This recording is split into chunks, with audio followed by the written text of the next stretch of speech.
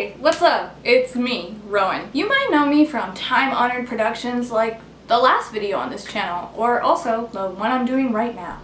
If you are hopelessly addicted to TikTok like me, you might be already familiar with the tramp stamps, who are quickly gaining infamy due to their alleged status as quote-unquote industry plants. Today, I'll be telling you pretty much everything you need to know about who the tramp stamps are, why people think they're an industry plant, what an industry plant even is anyway, and why this particular iteration of the industry plant phenomena is receiving such swift and intense backlash from the TikTok alternative community. I figured the easiest thing to do would just be start out with the question, what is an industry plant anyway? Because it's kind of important for the rest of the video. Typically, an industry plant is a music project that is backed by a label and is not formed organically.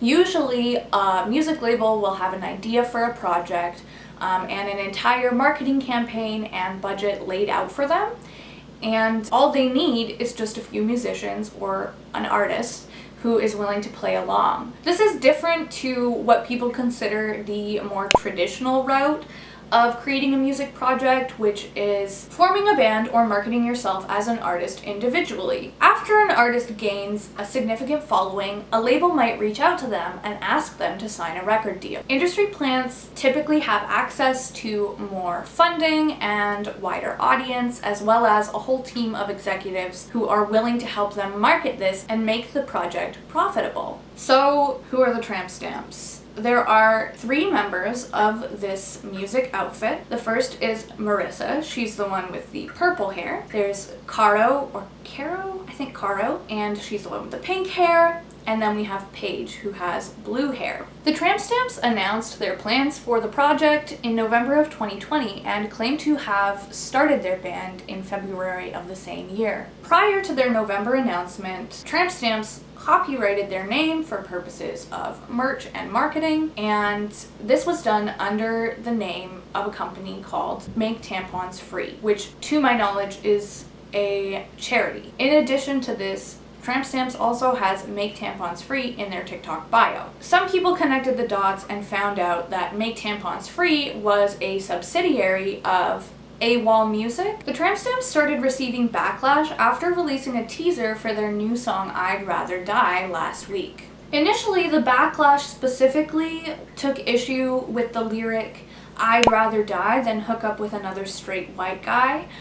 This felt inappropriate to a lot of people just based on the fact that all members of the tramp stamps are actually white. It didn't sit right with people that members of the band were trying to capitalize on the denigration of white men when they themselves are white women. A lot of people felt like they were trying to distance themselves from their own whiteness and privilege. Some people even interpreted this line to mean that the tramp stamps members intended to move on to men of color. This in particular received criticism for being fetishizing. As this gained traction, alternative people on TikTok started looking a little bit deeper into the members of the band and noticed some things that didn't quite sit right with them, and in many people's opinion, pointed to the band being an industry plant. In addition, they also uncovered screenshots of the lead singer, Marissa, saying the N-word on Twitter. I wish I could say I was surprised, but I really am not. So, what are these details that people are so sure makes tramp stamps an industry plant? To put it simply, their brand feels incredibly contrived. From the perfectly maintained bright hair colors to the fishnet-laden wardrobe, sourced primarily from Doll's Kill, an alternative fashion brand that has received significant criticism in the past few years, everything about the tramp stamps feels inauthentic and uncomfortable. If you scroll back on the personal Instagrams of each member, it becomes very clear that their aesthetics were drastically altered right around the time that the band was announced.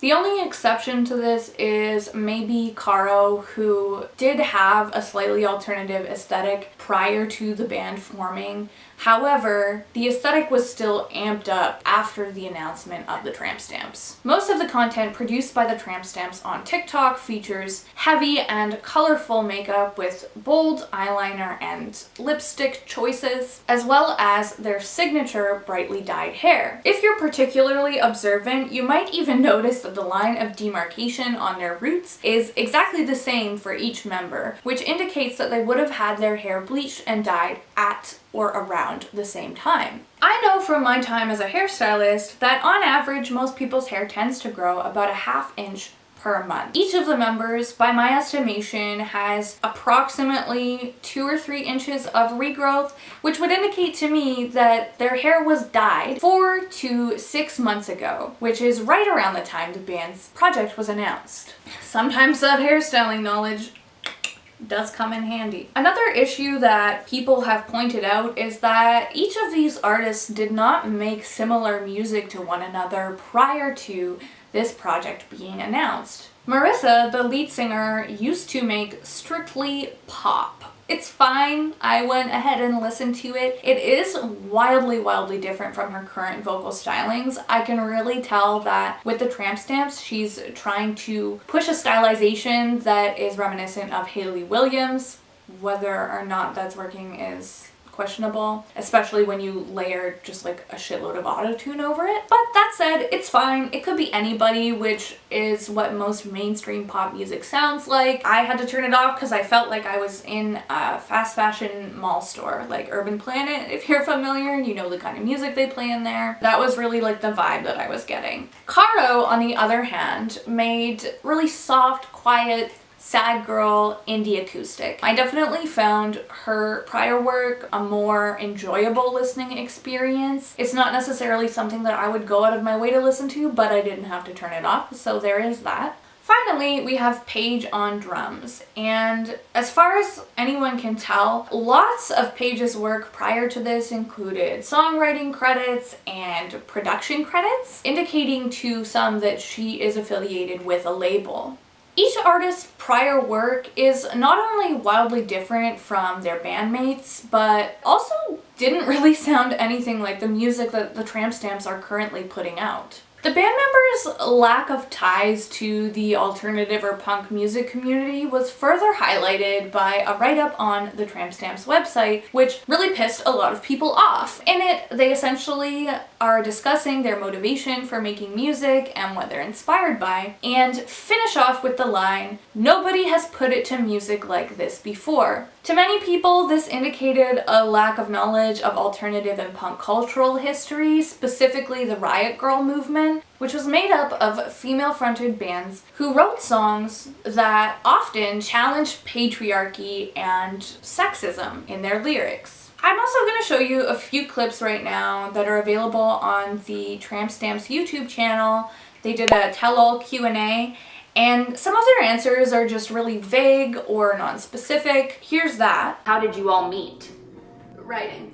Yeah. Writing, songwriting in Nashville. What are your goals as a band? Top 10s, number 1s, Grammys. If I have number 1s, I don't really care about Grammys. Although I do want Grammys. We want a Grammy.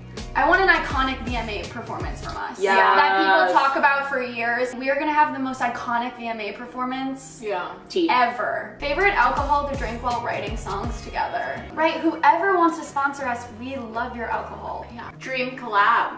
Black Bear. And Post Malone. Cardi. Period, like Doja. Miley. Oh, no! One thing that especially was suspicious to me and my friend Rachel was the indication we want lots of Grammys and number 1s. This isn't something that you would really ever hear an authentic punk band saying. This kind of mentality really indicates a lack of understanding of punk subculture and values, and makes it seem like the Tramp Stamps are really just selling a watered down aesthetic based version of what they think punk is, which is, as we've seen, highly inaccurate. Many people also criticized the band's lyrics for more than just racism, but also found that some of the lyrics indicated that the members of the band didn't have a great grasp on how sexual consent operates, especially in a progressive community where people are expected to be educated on these things. We'll get into that a little bit more later. In one particularly damning video that was posted to the Tramp Stamps' own TikTok account, they seem unable to identify not only My Chemical Romance, but the song Bring Me to Life by Evanescence. Roll clip.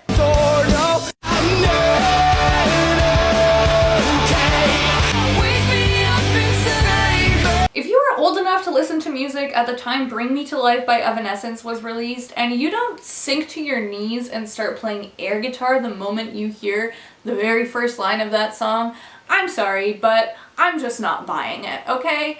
Everyone and their mother knows that song. Evanescence? Come on, Bring Me to Life. That's like the #1 most popular song by Evanescence.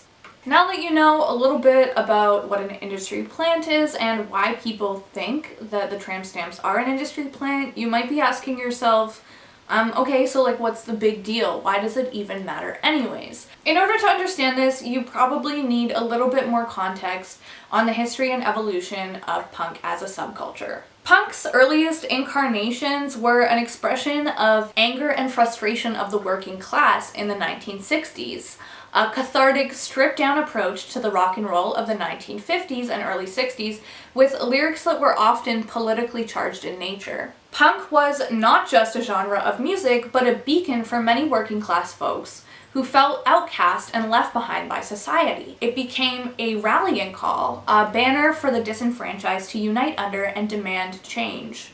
The cultural rules of the punk scene were vastly different to the mainstream, built on shared values that contradicted and challenged the uniformity and consumerism that was so heavily emphasized in the 1950s specifically. At its most core, punk is rooted in values of anti-authoritarianism, anti-fascism, anti-capitalism, and anti-imperialism. These values and beliefs are ones that people spend years developing, not just by reading theory or engaging in debate and conversation, but by dedicating hours, days, weeks, months, even years of their life in service of grassroots community organizing. Unfortunately, punk's power to radicalize and inspire action didn't go unnoticed by groups who were, let's say, less progressively aligned. And it wasn't long before they were making moves to infiltrate the scene, resulting in the birth of a subgenre known as Nazi punk. This was not only an attempt to co-opt the political, social, emotional, and psychological influence of punk in service of white supremacy, but also an attempt to quash the revolutionary values of the punk movement, which were threatening to existing hierarchical power structures, perpetuating white privilege and dominance. From ideological propaganda, to flagging with clothing, to, in many instances, straight-up physical violence, defending the scene from fascist influence was an arduous, years-long battle, which many people would argue still wages on today. As a result of this history, punks are known to be especially protective of their communally held values and cultural rules. Quote-unquote, gatekeeping is prominently used to protect the safety and integrity of punk spaces and values. In a scene where minute details like the color of one's shoelaces can indicate to other people that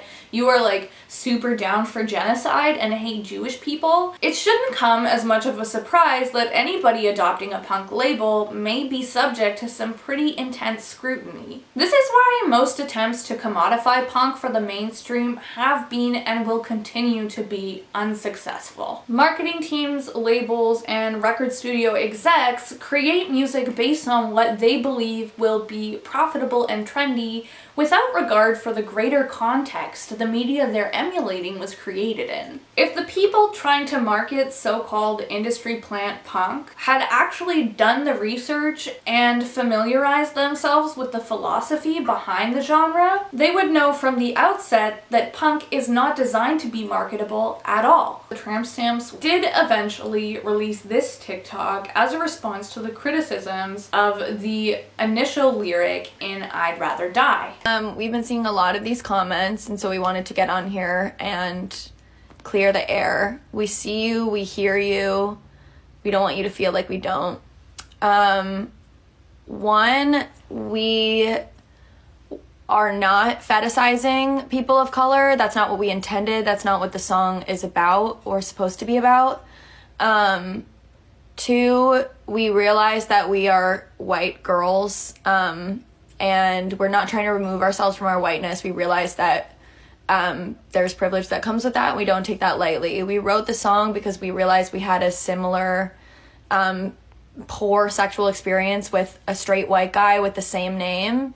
And that's what the song is about. It's basically just a dramatic way to tell men to be better in bed. When this meager offering did not quell the riotous crowds of the internet demanding that the tramp stamps come to account for their actions, they eventually released this statement on their Instagram.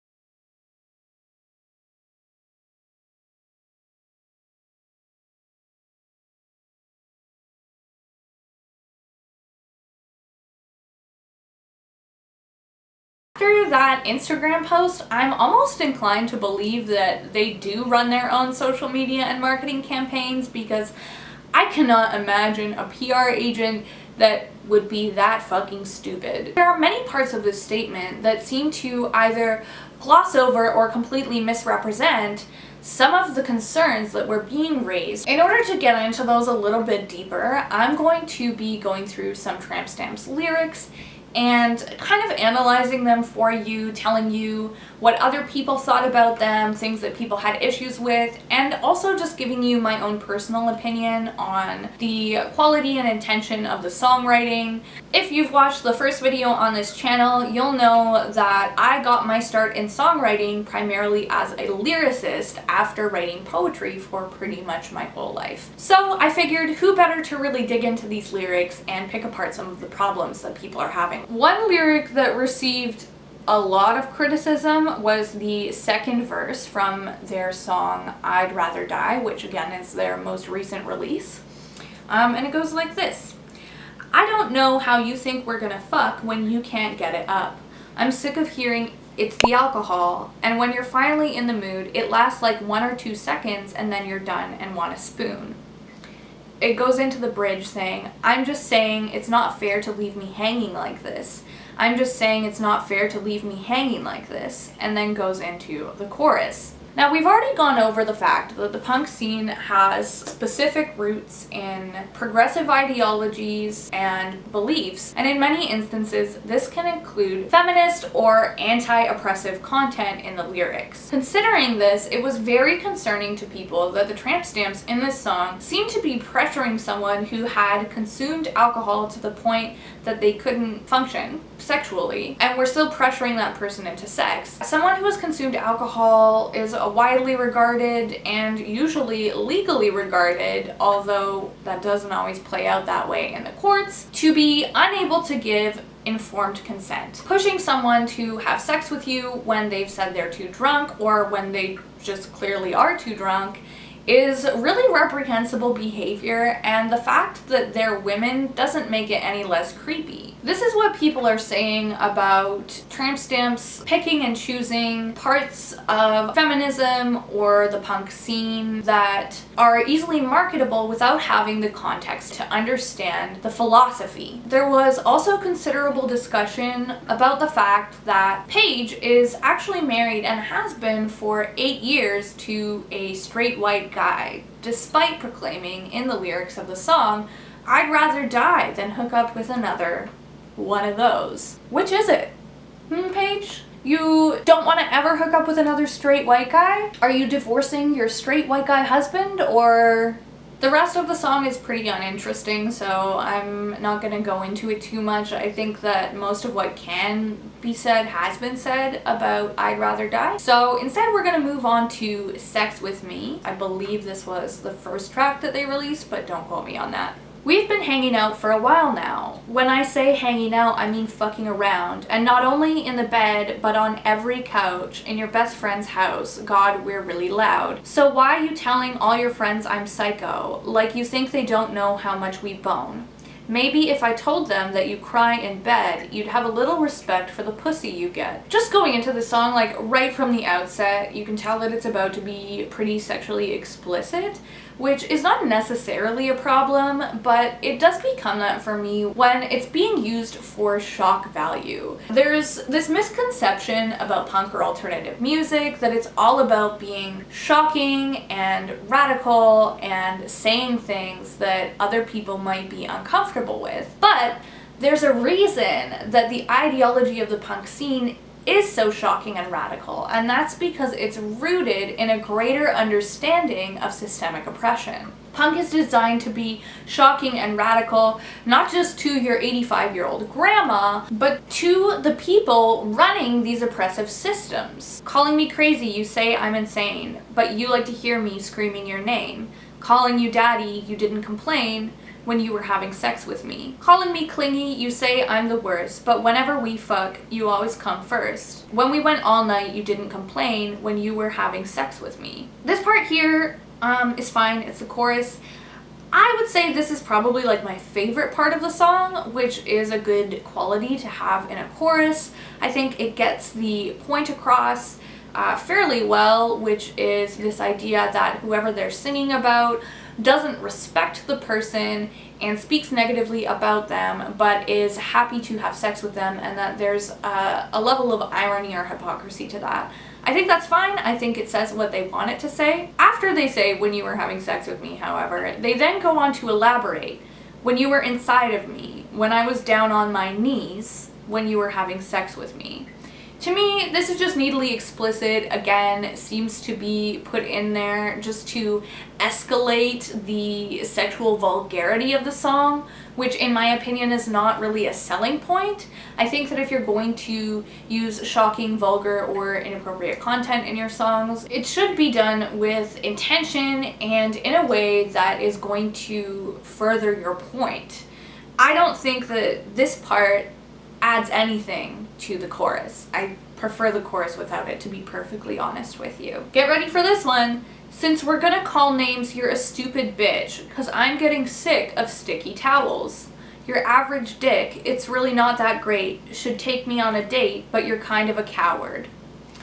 I just had like such a visceral reaction to this line. I think that even when you're writing a hard-hitting, angry song, there should be consideration for the artfulness of crafting lyrics. And the final song that I'm gonna look at here is 1-800-MISS YOUR GUTS. Just a Tumblr girl and a skater boy taking on the world stuck in Illinois. I feel like you would just be like hard-pressed to find any punk willing to refer to themselves as a Tumblr girl, but I could be wrong. If you're a Tumblr girl punk, let me know in the comments. The chorus is, when you took me to prom, held hands in front of my mom, got drunk, passed out on your lawn, drugs in the bathroom, stupid and young, stupid in love. And I haven't moved on, I'm wasted singing this song.